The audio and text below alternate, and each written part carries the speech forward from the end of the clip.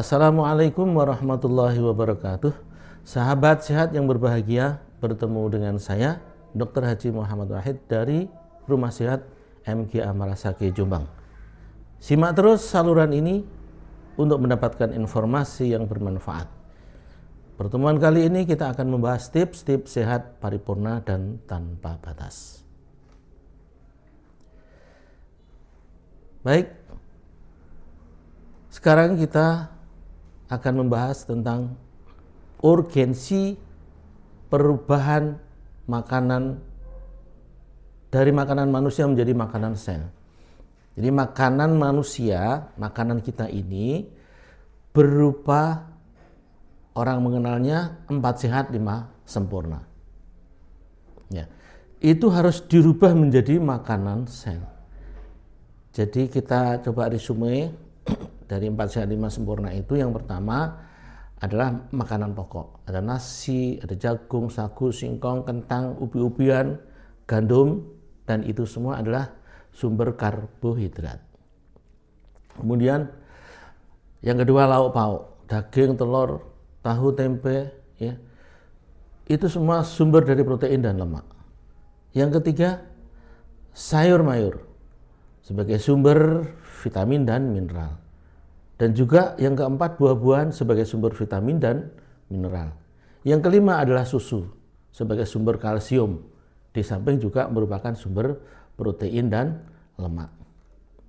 Nah, proses perubahan dari makanan yang kita ini, makanan manusia menjadi makanan sel, itu dilakukan oleh saluran pencernaan makanan secara bertahap.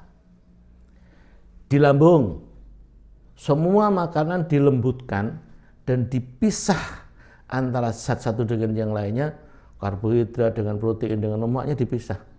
Tapi mereka dilembutkan, dan seperti bubur itu dia disebut dengan kim, ya. Nah, berikutnya kita bahas karbohidrat. Karbohidrat dipecah menjadi glukosa.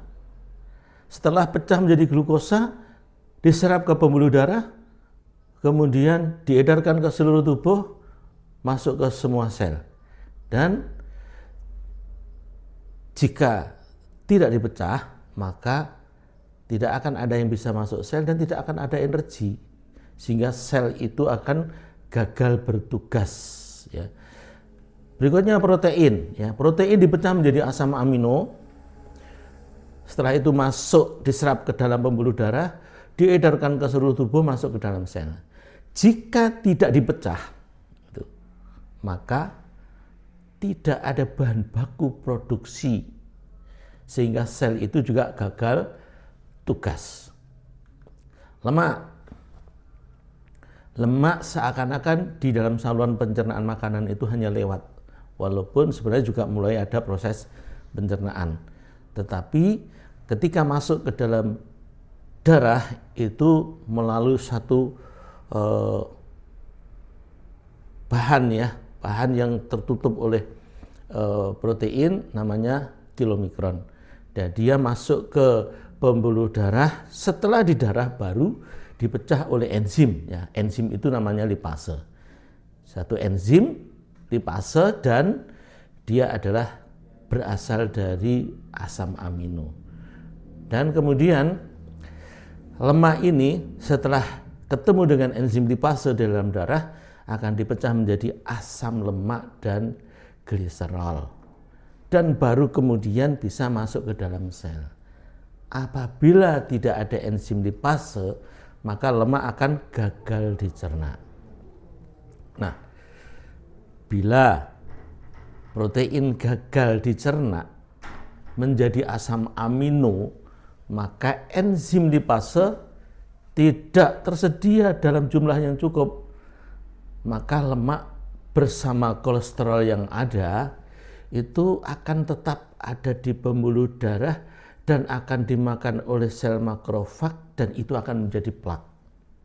Nah, berikutnya risiko plaknya adalah terjadinya penyakit degeneratif, bisa kencing manis, stroke, penyakit jantung koroner, dan lain-lain. Sahabat, sampai jumpa. Semoga kita selalu dalam kondisi sehat paripurna. Wassalamualaikum warahmatullahi wabarakatuh.